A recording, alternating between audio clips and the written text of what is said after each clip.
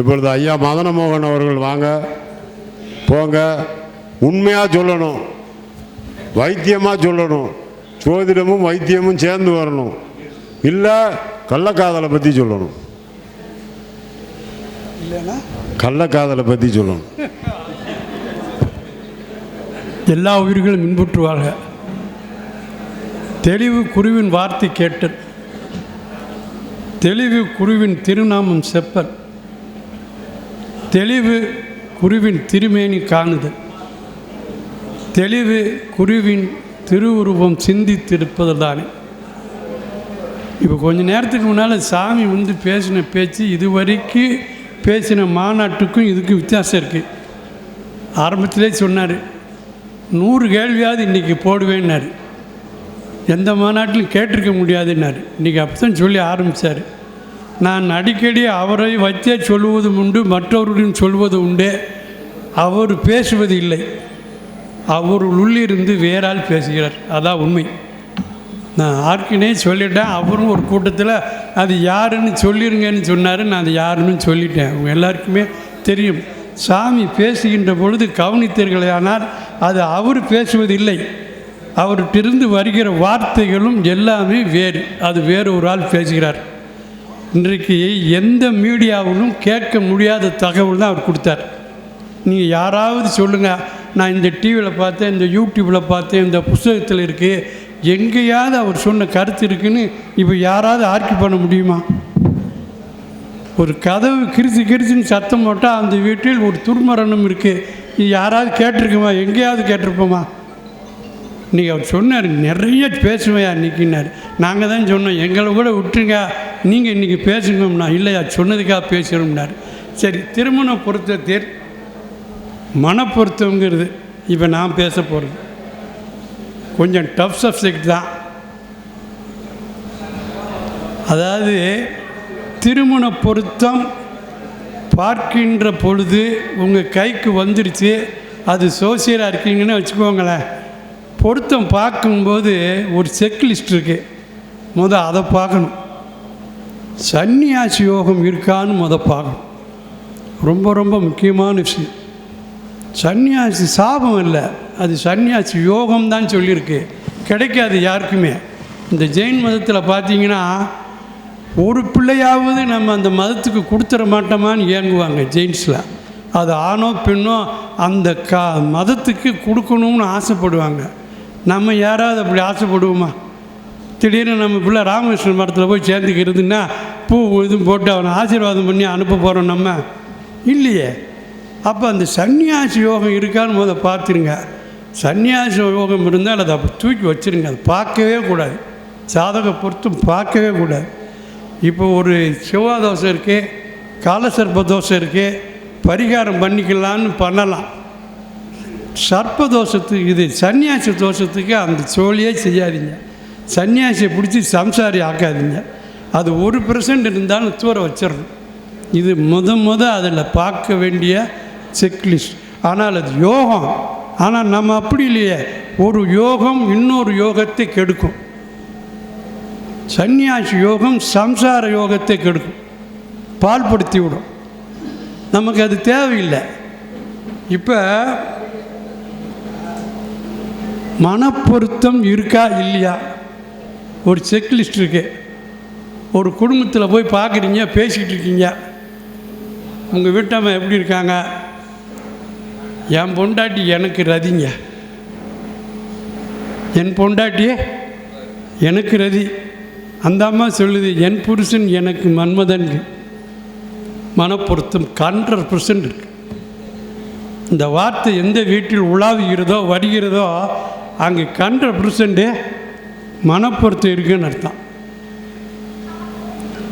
நமக்கு எல்லாருக்குமே ஒரு பேரண்டல் பிலீஃப், அதாவது நம் மூதையார்கள் பரம்பரை வம்சங்கள் கொடுத்த ஒரு நம்பிக்கை இருக்குது.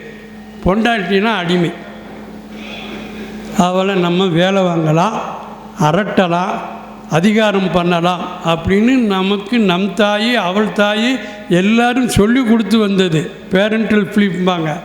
பொண்டாட்டினா அடிமை. உதாரணத்துக்கு ஒன்று சொல்கிறேன். ஒருத்தர் ஒரு பேங்கில் வேலை ஆக்குறாரு. ஒரு 7 மணிக்கு வீட்டுக்கு வராரு.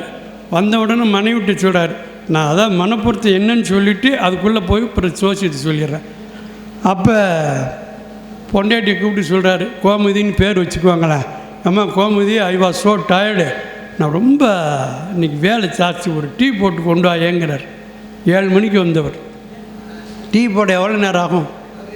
5 நிமிஷம் ஆகும். 35 நிமிஷமும் ஆள் வரல. அடுப்பங்கலையில் போன அம்மா டீ கொண்டுட்டு வரல. பிறகு வந்துச்சு, ஏம்மா நான் தான் ரொம்ப டயர்டாக இருக்கேன்னு சொன்னேனே, என்ன டீ இவ்வளோ நேரம் கொண்டு வந்திருக்கேன்னு டீயை தூக்கி மூஞ்சில் ஊற்றிட்டான். வரும்ல கோபம், வராமல் எப்படி இருக்கும்? இப்போ இதை என்ன சொல்வது? ரொம்ப மனப்பொருத்தம்னு சொல்ல முடியும். ஆனால் புரிதல் இல்லை. இவனுக்கு என்ன நினைப்புனா, அதான் பேரண்டல் ஃபிலிப். பொண்டாட்டி என்பவள் அடிமை, வாழ்க்கை துணைவி என்பதை மறந்து விடுகிறார்கள். வாழ்க்கைக்கு இவன் துணைவன், அவள் துணைவிதானே அன்றி அதிகாரம் செலுத்துகிறது அல்ல. இப்போ நீங்கள் வீட்டுக்குள்ளே வந்து டீ கேட்டு நான் டயர்டாக இருக்கேன்னு கேட்டீங்களே, அவள் என்ன தூங்கிக்கிட்டா இருந்தா? காலையிலேருந்து இப்போ வரைக்கும் தூங்கிக்கிட்டா இருந்தா? 2 நாள் பொம்பளை வீட்டில் இல்லைன்னா தெரியும் என்னென்ன வேலை அங்கே நடந்திருக்குன்னு. அப்போ அவளும் டயர்டாக தானே இருந்திருப்பா, எவ்வளோ வேலை பார்த்துருப்பா. வந்த உடனே வாமா கோமதின்னு அவன் மேலே தோளில் கையை போட்டுட்டு அடுப்பங்கடைக்கு போய் நான் ரொம்ப டயர்டாக இருக்கேன், 2 பேரும் சேர்ந்து போடுவோன்னு ஒரு டீயை போட்டு வந்து கப்போடையில் உட்காந்து டீயை ஷேர் பண்ணி சாப்பிட்டால் அது எவ்வளோ பெரிய மகிழ்ச்சி. இந்த சின்ன சம்பவத்தில் கூட நாம் எப்படி நடந்துக்கிறோம்? அதுக்கு காரணம் அவள் அடிமை. சொல்லப்பட்டிருக்கு, நம்பப்பட்டிருக்கு. அந்த ஒப்பினிலேருந்து வெளியேறணும். ஒரு வீட்டில் ஒருத்தர் ரொம்ப நாளைக்கு பேர் ஒரு தெருவில் பாலிட்டாங்க. ஊரில் பாலிய நண்பர் ரொம்ப காலம் ஆச்சுல, வாடகை என் வீட்டில் வந்து சாப்பிட்டு போடான்னா சரின்னு கூட்டிகிட்டு போனேன் வீட்டுக்கு. இலை போட்டு சாப்பாடெலாம் போட்டாச்சு. என்னம்மா நீ இவ்வளோ லேட்டாக கொண்டு வரேன்னா, சாம்பாரை தூக்கி அவன் தலையில் ஊற்றிட்டான். அவனுக்குன்னா ரொம்ப அசிங்கமாக போச்சு. சாப்பிட கூப்பிட்டு வந்து அவன் முன்னால் நம்மளை அவமானப்படுத்திட்டா ஈகோ லெஸ். அவன் அப்படியே யோசிக்கான், ஐயோ இப்படி ஆகி போச்சேன்னு. அவன் மாப்பிள்ளை ஒன்றுமே இல்லை, நீ யோகக்காரன்னா. அவனுக்கே அசிங்கமாக போச்சேன்னு வருத்தப்பட்டு இருக்கான். என் வீடாக இருந்தால் வந்தவன் தலையில் ஊற்றிருப்பான். நீ எவ்வளவோ யோகக்காரன்னா. இது சாதாரண விஷயம் இல்லைங்க. இப்போ ஒரு வீட்டுக்கு போகிறான். போன உடனே அவங்ககிட்ட பொண்ணுலாம் பிடிச்சிக்கிடுச்சுங்க அப்படின்னு சொல்லிட்டான். சொல்லிவிட்டு எங்கள் எல்லாருக்கும் பிடிச்சிக்கிடுச்சு, இருந்தாலும் எங்கள் வீட்டுக்கார்ட்ட ஒரு வார்த்தை கேட்டுட்டு சொல்கிறேங்க, நாளைக்கு தகவல் சொல்லி விட்டுறோம் அப்படின்னாங்க. அங்கே தாங்க விஷயம் மனப்பொருத்தங்கிறது. ஆட்சியும் அதிகாரத்தையும் சமபங்கு அன்பையும் கொடுத்து அந்த தலைவருக்கு மரியாதை கொடுத்து அவர் சொல்லட்டும் ஒரு வார்த்தை. இது தாங்க ராசியாபதி பொருத்தம். இப்போ டாப்பிக்கே அதுதான்.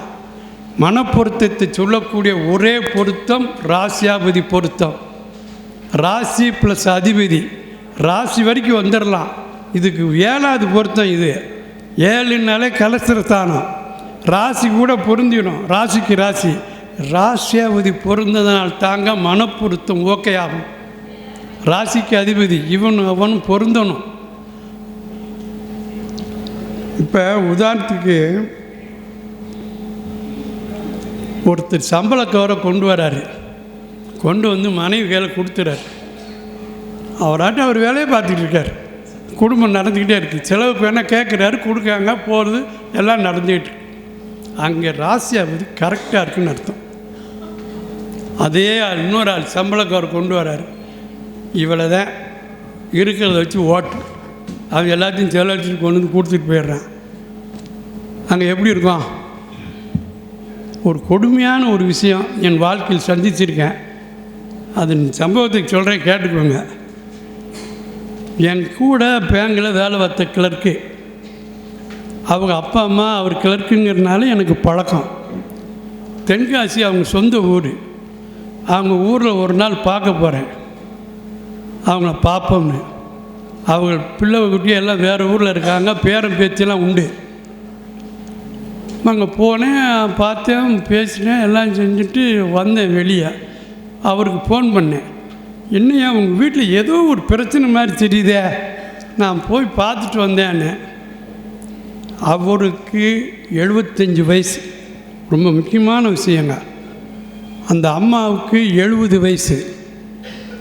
பிள்ளை குட்டிகள் வெளியூரில் இருக்காங்க பேரன் பேத்தியோட.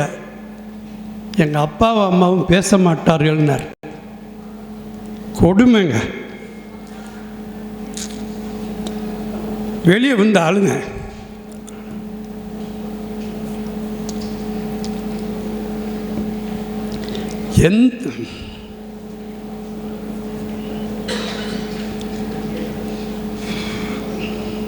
வாழ்க்கையின் கடைசி காலம். பேச மாட்டாங்க. சோறாக்குவாங்களாம், அங்கிட்டு ஓரமாக வைப்பாங்களாம், அவர் எடுத்து சாப்பிடுவார். பேரம் பேத்திங்களாம் இருக்குது. இது என்ன, இங்கே தான் ராசியாபதி வேலை செய்யுது. பார்த்தீங்களா? எந்த காலத்தில் ஒருவருக்கு ஒன்று தெரிஞ்சுக்குவாங்க. நம்ம ஸ்கூலில் படிக்கும்போது 70 பேர் 80 பேர் கூட படிப்பான். காலேஜுக்கு போகும்போது 40-30 பேர் படிப்பான். பிஹெச்டி பண்ணிங்கன்னா 3-4 பேர் படிப்பான். கல்யாணம் முடிக்கும்போது 2 பேர் வேணால் ஃப்ரெண்ட்ஸாக இருக்கலாம். ஆனால் உன் கடைசி காலம் வரையும் உன் ரகசியத்தை புரிந்து கொள்வதற்கு ஒரு நண்பர் உண்டு என்று சொன்னால் அது ஒன்று நீ, இன்னொன்று உன் மனைவி. தாயிட்ட கூட சில ரகசியத்தை பகிர்ந்து கொள்ள முடியாது, ஆனால் மனைவியிடம் பகிர்ந்து கொள்ள முடியும். மனைவியும் கணவனிடம் பகிர்ந்து கொள்ள முடியும். அப்போ இந்த ராசியாபதி பொருத்தங்கிறது மிக மிக பெரிய பொருத்தங்க. அதான் மனப்பொருத்தத்தை சொல்கிறது. இப்போ உதாரணத்துக்கு மேச செவ்வாய், விருச்சகம் செவ்வாய், இதுக்கு பொருத்தணும். கடக சந்திரன், சிம்ம சூரியன், தனுசு குரு, மீனம் குரு பொறுத்துட்டா போதும். போட்டோவே வேண்டாம்பாங்க. போட்டோ கூட பார்க்க வேண்டியது இல்லைங்க அப்படின்னு சொல்லுவாங்க அந்த பொருத்தம் இருந்தால். இது நட்பு பொருத்தம் மட்டுமல்ல, ராசியாபதி பொருத்தங்கள் உள்பட. அப்போ இது ஏன் இப்படி சேர்க்கணும், அதுன்னு கட்டாயமா அப்படி ஒரு கேள்வி எழலாம். இப்போ உதாரணத்துக்கு ஒரு செவ்வாயோட கொண்டு ஒரு குருவை சேர்த்தீர்கள் என்று ஆனால், ராசியாபதி ஒரு தெருவில் கடை போட்டிருக்காங்க, நீங்கள் ஒரு கடை போட போகிறீங்க. செவ்வாய் இருக்கார், என்ன சொல்லுவார் தெரியுமா, அந்த கடையை ஓச்சிடணும். ஆமாம், அதுபோல் 3 பங்கு கடை போடணும், பெருசாக போடணும், போட்டிகளை ஏற்படுத்தணும், அந்த கடையை இல்லைன்னு ஆக்கிடணும். இந்த செவ்வாய் பேசும். ஆனால் குரு என்ன சொல்லும் தெரியுமா, ஏங்க அதெல்லாம் பண்ணிக்கிட்டு எவ்வளோ டிமாண்ட் இருக்குன்னு பார்ப்போம், அதுக்கேற்ற ஒரு சின்ன கடையை போடுங்க, இன்வெஸ்ட்மெண்ட் கம்மியாக போடுங்க, காலம் பதில் சொல்லும், பின்னால் பெரிய கடையாக போட்டுக்கலான்னு சொல்லும். ஒன்று வேகம், இன்னொன்று விவேகம். இதான் ராசியாபதி பொருத்தம். இப்போ இதே சந்திரனை பொறுத்தவரைன்னு வைங்களேன். செவ்வாய்க்கு ஒரு சந்திரன், மேசம் விருச்சக செவ்வாய் ஒரு சந்திரனை கொண்டு பொறுத்துடும். காரில் போயிட்டுருப்பாங்க, தபார்னு ஒருத்தன் தெரியாமல் வந்து காரை இடிச்சிருக்கான். இவர் வம்பு பண்ணுவார், கிறுக்கு போயில அது இருக்கு அவனுக்கு ஆய்ப்புன்னு சண்டையை போட்டு, இவன் ஏங்க விட்டுருங்க, நாளைக்கு நான் தனியாக காரில் வரும்போது என் பின்னால் 4 பேர் துரட்டிட்டு வருவேன். இது சந்திரன் சொல்லும், சமோசிதமாக சொல்லும், இந்த வம்பு வழக்கு வேண்டாங்க. இதுதான் ராசியாபதி பொருத்தம். சப்போஸ் ரிஷப சுக்கிரன், துலாம் சுக்கிரன், இதுக்கு யாரை பொருத்துவது ராசியாபதியில்? மிதுனம் புதன், கன்னி புதன், ஓகே. மகரம் கும்பம் சனி, ஓகே. ராசியாபதியில் இது ஓகே. இப்பொழுது மிதுனம் புதன், கன்னி புதன், அதற்கு ரிஷபம் சுக்கிரன், துலாம் சுக்கிரன், மகரம் கும்பரம் சனி, ஓகே. இப்பொழுது மகரம் சனி, ரிஷபம் சுக்கிரன், துலாம் சுக்கிரன், மிதுனம் புதன், கன்னி புதன். ஓகே, இது கிட்டத்தட்ட உள்ளே போய் பார்த்தீங்கன்னா அது 1-9 யோகாதிபதிகளாக தான் மெயினாக இருக்கும். இந்த ராசி பொருத்தம் ரொம்ப ரொம்ப முக்கியம். சரி, இப்படி ராசி பொருத்தம் பார்க்கும்போது பொருந்தலை, கல்யாணம் முடிச்சிட்டாங்க. சில கேஸ் வரும் சோசியம் பார்த்துட்டு பொருந்தாமல் இருக்கேம்மா, 5 வருஷமாக லவ் பண்ணுறாங்கம்மா. It is a practical question. 5 வருஷமாக லவ் பண்ணிகிட்டு இருக்காங்க, இப்போ சாதத்தை தூக்கிட்டு வராங்க. உண்ட சொத்துக்கு ஊறுகா தேடின கதை. எவனும் லவ் பண்ணும்போது நீ என்ன ராசி, நான் என்ன நட்சத்திரம்னு வச்சு எவனும் பார்ப்பதில்லை. ஆனால் அந்த அம்மா பெற்ற பிள்ளை பார்த்துருந்துமே ஆதங்கத்தோடு வருது, சாதம் பொருந்தில்லை. என்ன செய்ய போறீங்க? இக்க பேசின அத்தனை பொருத்தமும் இல்லை. ஆனால் உயிருக்கு உயிர் அடைந்தால் மகாதேவி, இல்லையேல் இன்னும் செய்வது. திக்கற்றவனுக்கு தெய்வமே துணை. கடைசியில் நம்ம சரண்டர் ஆக வேண்டியது கடவுளிடம்தான். இதற்கு ஒரு பரிகார கோயில் ஒன்று உண்டு. ராசியாவது பொருந்தாமல் நடந்துவிட்டால் அதற்கு ஒரு பரிகார ஸ்தலம் ஒன்று உண்டு. நெல்லையப்பர் கோயில், திருநெல்வேலி நெல்லையப்பர் கோயில். அது ஏன் அப்படி அதுக்கு மட்டும் இழுத்துட்டு வந்தாங்க அந்த கோயிலை? ஊரில் வேறு கோயிலே இல்லையா? நம்ம தமிழ்நாட்டில் நாம் செஞ்ச ஒரு புண்ணியம், எந்த பிரச்சனைக்கும் கோயில் இருக்குது. கருவலர் சேரி கேள்விப்பட்டிருக்கீங்களா? கும்பகோணத்துக்கு பக்கத்தில் இருக்குது கருவலர் சேரி, 5 கிலோமீட்டர் நினைக்கிறேன். என்ன சாமி? இல்லை இல்லை, அது இல்லை, அது கருவை காப்பாற்றுவது. நான் சொல்கிறது கலர்வெறி சேரி, 5 கிலோமீட்ரு. கரு வளர்ந்த உடனே அதை பாதுகாக்கணும். ஆஸ்பத்திரி இல்லை, கோயில். அது மாதிரி நெல்லையப்பர் காந்திமதி. ஏன் அப்படி சொன்னாங்கன்னா, சாமிக்கு 6 கால பூசையில் உச்சிகால பூசைன்னு ஒன்று உண்டு. அது வந்து சாப்பாடு, நம்ம சாப்பிட்றதுல மத்தியான சாப்பாடு ஒன்று தான் ரொம்ப ருசியாக சாப்பிடுவோம். அதுலேயும் பொண்டாட்டி நமக்கு பிடிச்சதெல்லாம் வச்சு கூட்டு வீட்டெலாம் வச்சுட்டான்னா பொண்டாட்டியை ரொம்ப தூக்கி பேசுவோம்.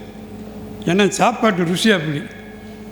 அந்த நெல்லையப்பர் காந்திமதி கோயிலில் மடப்பள்ளியில் இரவியே சோறு பொங்கி ஈசனுக்கு கொண்டு நேரடியாக பரிமாறம் செய்கிறாள் என்று ஒரு நம்பிக்கை இருக்குது.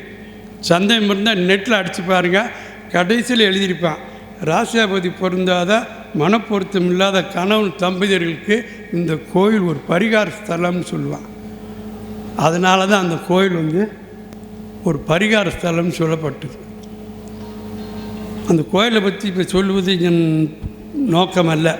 ஏன்னா அந்த கோயில் பரிகார ஸ்தலம்னு சொல்லிட்டு அதுக்குள்ளே நிறையா இருக்குது. வேணா 2-3 பாயிண்ட் சொல்லிடுறேன். ஒரே கருவறையில் 2 சாமி இருக்குது.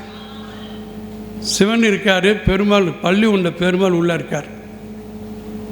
அது தாமிர சபை. கொஞ்சம் ரிசர்ச் பண்ணி பார்த்தீங்கன்னா, தாமிரங்கிறது ஆங்கிலத்தில் காப்பர், கம்யூனிகேஷன், தகவல் பரிமாற்றம். மெயின் சுவிட்சில் இருந்து எல்லா ஃபேனுக்கு லைட்டுக்கும் எலக்ட்ரிசிட்டி எது வழியாக போகும்? Copper wire. கம்யூனிகேஷன் எரர் வரக்கூடாது. கணவன் மனைவிக்குள் கம்யூனிகேஷன் எரர் வரக்கூடாது. அங்கே தான் தாமிர சபை, தாமிரவரணி ஆறு எல்லாமே அதுதான். அதுக்கு நிறையா இருக்குது. அது மாதிரி இன்னர் கனெக்டிவிட்டின்னு ஒன்று இருக்குது இந்த மனப்பொருத்தத்தில். இன்னர் கனெக்டிவிட்டி அப்படின்னா பார்த்தவனை பிடிச்சிருங்க. அண்ணலும் நோக்கினால் அவளும் நோக்கினாள். சில பேர் பாருங்கள், இந்த சின்ன கூட்டத்தில் இருக்கோம் இல்லையா, ஒரு சிலரை பார்த்த உடனே பேசணும்னு ஆசை வரும். நாமளே போய் வெளியே போய் அப்படி பேசுவோம். ஒரு சிலரை பார்த்தோன்னு இந்த ஆள் வேண்டாம், நமக்கு லைக் படாது, என்ன அவனுக்கு கடன் கொடுத்தோமா, கடன் வாங்கணுமா, ஒன்றுமே கிடையாது, அந்த ஆள்கிட்ட பேசவே வேண்டான்னு முடிவெடுப்பான். ஒரு சிலர் வழியை போய் பேசுவோம்பான். அதுக்கு பேர் இன்னர் கனெக்டிவிட்டின்னு பேர். அதாவது பார்த்த உடனே பிடிச்சிடும், இந்த பிள்ளை நல்லா இருக்கு எனக்கு அவருக்கு. அப்போ எப்படி என்றால் அதற்கு ஒன்று உண்டு. நண்டையும் தேலையும் மீனையும் ஒன்று கொண்டு சேர்த்து விடு. நண்டையும் தேலையும் மீனையும் ஒன்று கொண்டு சேர்த்து விடும்பா. நண்டு என்றால் கடகம் சந்திரன், தேல் என்றால் விருச்சகம் செவ்வாய், மீனம் மீன். ஆக நண்டையும் தேலையும் மீனையும் ஒன்று கொண்டு சேர்த்து விடு, பொருத்தம் சூப்பராக இருக்கும். மனப்பொருத்தம்னு ஒரு உண்டு. இது வந்து இன்னர் கனெக்டிவிட்டி. இது போக if my knowledge goes correct, நான் சில ரிசர்ச் பண்ணியிருக்கிறேன். சாதக பொருத்தம் இத்தனை தூக்கி ஓரம் வச்சிடலாம். நமக்கு மெயின் என்ன? பிள்ளையும் மகளும் சந்தோஷமாக இருக்கணும். அதானே மன ஒற்றுமை. இதற்கு ஆன்மீகம் சொல்லுகிற பதில் என்னன்னு சொன்னால், ராமர் புனர்பூசம், லட்சுமணர் ஆயில்யம். லட்சுமணர் ராமர் எப்படிப்பட்ட மன ஒற்றுமை! அப்போ அந்த 2 ராசியும் சேரலாம்ல? சேர்ந்தார். ராமர் லட்சுமணர் எப்படி இருந்தார்கள்? ஒரு பெரிய விஷயம் இருக்குது சூட்சமாக. 14 ஆண்டுகள் ராமரா காட்டில் இருக்கார். லட்சுமணர் ஒரு நாள் கூட தூங்கலை. தூங்கும் போதும் அவருக்கு காவலாக இருந்தார், விழித்திருக்கும் பொழுதும் காவலாக இருந்தார். 14 ஆண்டுகள் அவ்வளவு இதாக இருந்தார். இந்த மன ஒற்றுமை இருந்தால் போதாதா? அடுத்து மதுரகவி ஆழ்வார் ஒருத்தர் உண்டு, நம்ம ஆழ்வார் ஒருத்தர் உண்டு. மதுரகவி ஆழ்வார் வடக்கிருந்து வாராரு. ஒரு தீபம் எரியுது, மேலே ஒரு ஒளியை பார்த்து வந்துக்கிட்டே இருக்கார். அந்த வழி வந்து திருக்கோலூர்னு சொல்லி ஆழ்வார் திருநெறி பக்கத்தில் ஒரு செவ்வாய் பரிகாரஸ்தலம் இருக்குது, வைத்தமாநிதி பெருமாள் அப்படின்னு. அது பக்கத்தில் ஆழ்வார் திருநெறி. அங்கே தான் நம்மாழ்வார் பிறந்த ஸ்தலம். அங்கே ஒரு புளி மரத்தடியில் நம்மாழ்வார் உள்ளே உட்காந்துருக்கார். அவர் ஜடமாக இருக்கார், பிறந்ததுலேருந்து பேசவில்லை. இந்த காலத்தில் சொல்கிறா வந்து அது ஆர்டிசம்னு சொல்லலாம். அந்த மாதிரி ஒரு நிலையில் இருக்கார். எந்தமும் ஒரு இது கிடையாது, ஜடம் மாதிரி இருக்கார். அவர் அந்த இடத்துல வந்து அந்த ஒளி நிற்கிது. அப்போ இவர் என்னன்னு கேட்குறாரு. கேட்கும்போது சொல்கிறாங்க, உள்ளே பெற்றதுலேருந்து பிள்ளை இப்படியே இருக்குங்க, என்னமும் இல்லைங்க, ஜடம் மாதிரி இருக்குன்னாங்க. இவங்க என்னென்னமோ சொல்லி பார்த்தாங்க. நம்ம மதுரை ஆழ்வார் அவரே பார்த்துக்கிட்டே இருந்தார். அவருக்கு ஒரு சந்தேகம் வந்தது. செத்ததின் வயிற்றில் சிறியது பிறந்தால் எத்தை தின்று எப்படி இருக்குன்னு கேட்டார். ஒரு சாக போகிற உடம்புக்குள்ளே சீதாக இருக்கக்கூடிய உயிர் இருந்தால் அது எதை சாப்பிட்டுக்கிட்டு இருக்குன்னு கேட்டார். நம்மாழ்வார் வாய் திறக்கார், இது வரைக்கும் திறக்கலை. அத்தை தின்று அவங்க அப்படியே இருக்கும்னார், அது அங்கே அப்படியே சாப்பிட்டுக்கிட்டு இருக்கும்னார். நம்மாழ்வாரை விட மதுரகவி ஆழ்வார் வயசில் கூடியவர். ஆனால் நம்மாழ்வாரை அவர் குருவாக ஏற்றுக்கொண்டு மதுரகவி ஆழ்வார் சிஷியராக மாறினார். அவரை பற்றி ஒரு 11 பாசுரங்கள் பாடியிருக்கிறாரு. அவர் 4000 திவ்ய பிரபந்தத்தில் அது இடம்பெற்றிருக்கு. நம்மாழ்வாரை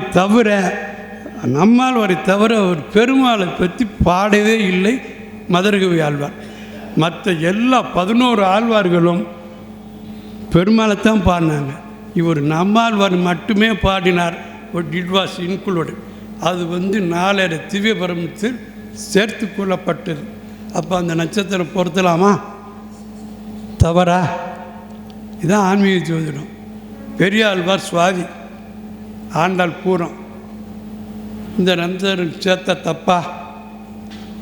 இது வந்து இதுக்குள்ளது ரிசர்ச் தானே. சில விஷயங்கள் வந்து நமக்கு தெரியல, இதையாவது செய்யலாமே. எங்கெல்லாம் இந்த மாதிரி மேட்சிங் ஆகிருக்கோ இது ஆன்மீகம் சொல்லும் பதில். அப்போ இந்த விதத்திலே அது செய்யலாம். ஆனால் அல்டிமேட்டாக என்ன? இருவரும் சந்தோஷமாக இருக்கணும்.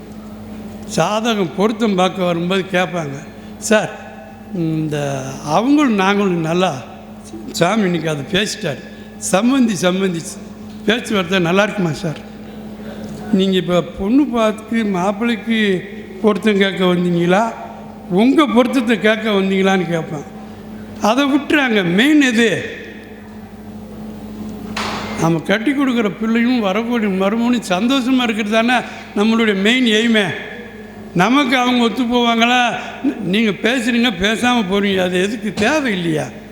பிள்ளை நல்லா எங்கே இருந்தாலும் வாழ்க. சில பேர் மாமனார் மாமியார் வேண்டாம, அதாவது அவங்க செத்து போயிருக்குன்னுபாங்க ஓப்பனாக சொன்னால். அப்படி இல்லாத விட தேடுவாங்க. நம்ம பரதேசி யோகம்னு ஒரு யோகம் உண்டு, தெரியுமா? பரதேசி யோகம்னு என்ன? அவன் எங்கே இருக்கான்னு வந்து தெரியாது. அந்த எந்த ஊரில் இருக்கான்னு எவனுக்குமே தெரியாது. பண்டாரம் பரதேசியாக திரிவான். நிப்பாட்டிட்டேன், முடிஞ்சு. அப்போ இது தாங்க இப்போ ஃபாரினில் வேலை. ஃபாரின் வேலை 12ஆம் பாவம் சொல்லும் பரதேசி யோகம். ஆனால் அது இப்போ பரதேசி யோகம் என்ன, கார்பரேட் கம்பெனியில் வேலை ஆக்கானா கக்கூஸ் கழுவுறானா எவனுக்கு தெரியும். வருஷத்தில் 2 நாள் வருவேன், வந்துட்டு டாம் டீம்னு சொல்ல வச்சுட்டு போயிடுவேன். இப்போ எல்லோரும் பொண்ணு யார் கொடுக்குன்னு நினைக்காங்க, அவனுக்கு தான் கொடுக்குன்னு நினைக்கிறேன். குருமார்கள் ஆசி ரொம்ப வேணும். இப்போ குருமார்கள் ஆசி ரொம்ப ரொம்ப தேவை. நம்ம குருநாதர் தான் இவர். நான் அடிக்கடி சொல்லுவேன், நீங்கள் சித்தரா, யோகியா, இல்லை சன்னியாசியா, சம்சாரியா, யாருன்னு அவர் அகோரி தெரியுமா உங்களுக்கு?